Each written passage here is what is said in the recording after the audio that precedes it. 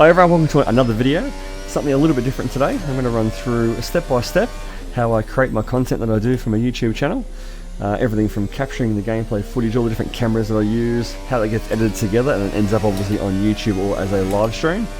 I've hopefully learned a little bit over the years, made things hard for myself in that time as well, and hopefully I've learned to streamline things a lot better than what I used to do. So hopefully you'll get something out of it. You might want to start doing some of this stuff yourself. But let's jump out of here and see how it's all done. Okay, here we are now in OBS Studio. This is what we use to bring everything together for the content that we're creating. I used to make it very hard for myself years ago by using multiple webcams, mobile phones, audio sources, and having to pull all that stuff together in a separate program and get it synced up and edited. It was horrible, time consuming, not fun at all. So luckily I learned how to use OBS a couple of years ago and it's really streamlined the process.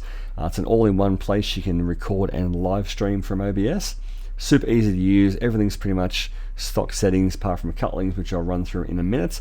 I will run through every element from the bottom here. So in terms of grabbing a capture, we've obviously got two options. We've got game capture and display capture.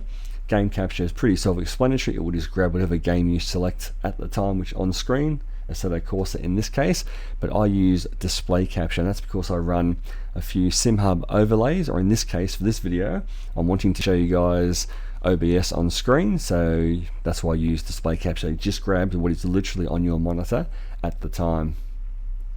Moving up from there, we've got a heap of image files, which is just JPEGs or PNG files. They are for the logos for the games. So obviously a set of course at the moment, you can turn these on and off and resize them. If I'm playing AMS2, I'll turn that one on. You can obviously also move it around depending on what else is happening on your screen. You can put any image file you want to overlay. I just use logos because that's what I'm using for sim racing. But whatever you need to do, you can chuck in there. Moving up now to the driver and foot cams. The foot cam is literally on the other side of my widescreen monitor. I have an old mobile phone which is pointed at my feet. We need to use that like a webcam, so we need to trick OBS into thinking it's a webcam. So we use a program called Video Ninja, which we put in there as a web browser, and it, I said, just basically grabs the camera from the mobile phone, and we can display my feet, which are covered up with socks. Thank God. The driver cam is just a basic webcam, which the OBS recognizes anyway, nice and easy. Only other elements we have in there that I've got turned off at the moment is I've got a SimHub telemetry thing there, which I sometimes use for videos. Turn that off. I also have, when I'm live streaming, I've got my multi-chat window, which you can't see at the moment because there's obviously no chats happening, but that will display the chats, and also my view counter when I'm live streaming to Twitch or YouTube, which I use the program called Restream, which I'll again show you in a few minutes time. So next component to have a look at is our audio mixer, which obviously is super important when you're live streaming or recording, especially in sim racing. There's a lot of noise happening from the engine, environment sounds, other cars, etc. You want to make sure that you're not getting drowned out by the engine sound, and also conversely, if you want to talk, people can hear you, not too loud or too soft. So my general rule of thumb is I like to have the game audio about halfway along these green sliders. If it gets up into the yellow or the red, obviously it's way too loud, you want to turn everything down. But a set of course is a very loud game, a lot more so than R Factor 2 or AMS2 for example.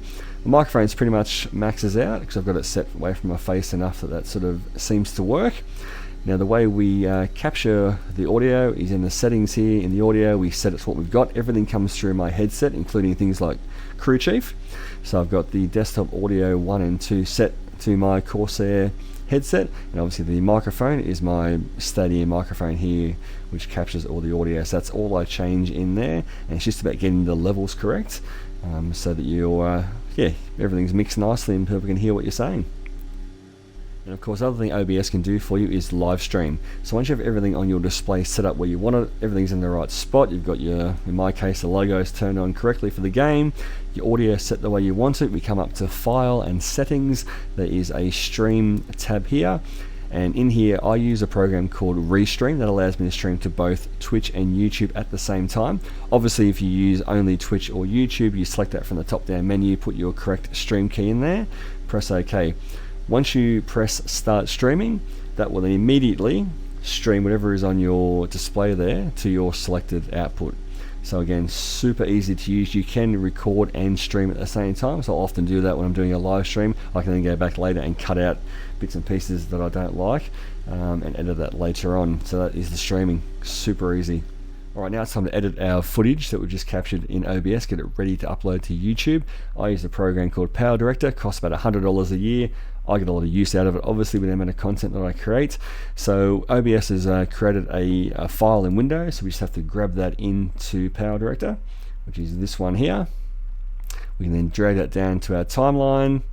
We can edit the overall volume of the video. We can obviously drag it to make it shorter. We can split the video if we need to. We can just hit the timeline there, split the video with a keyboard shortcut, and then drag out bits if you have a little bit of a cough in there, or you want just a whole bit of a chunk of footage that you don't want. You can get right down to nitty gritty as well, do microsecond adjustments. So I'll get all that sorted out. Now the other thing I do add in sometimes is I often will capture a external camera replay through OBS, or an onboard footage to add into my video. So for example, for a video we're doing later today, I'm going to grab this one in, add it to the timeline. I'm just going to resize it, and then we can place that on the screen wherever we need to, and I'll obviously line that up with the video that I've just recorded, get all that set, and add my fades in and out at the start of the video.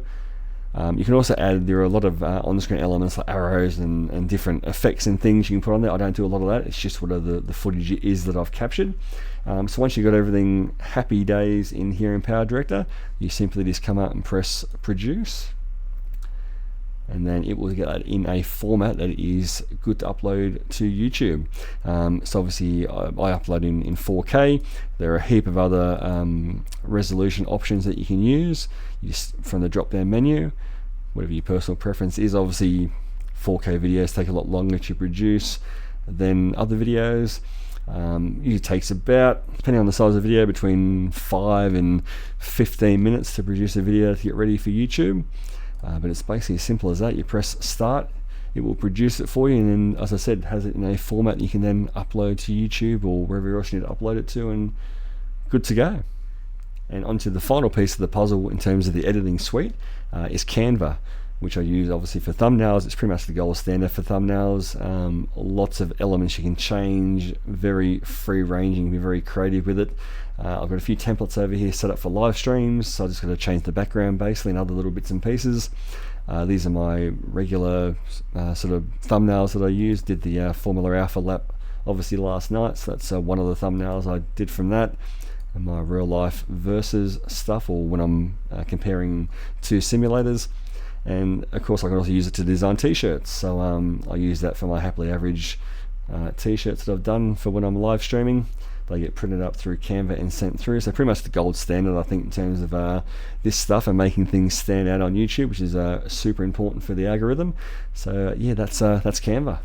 Alright guys, there you go. That's how everything comes together for what you see on YouTube. It's a lot of work sometimes, even for a 2-minute video, as you can probably tell, but it's always good fun. That's why you do it. Hopefully it's given someone some inspiration or tips at least on how to get started in this sort of thing if you want to do some videos or live streaming. Biggest tip is definitely get OBS Studio. It'll make your life a lot easier. If you ever need a hand, reach out through the comments. Always happy to help. Thanks for watching as always, and have a great day. Take care.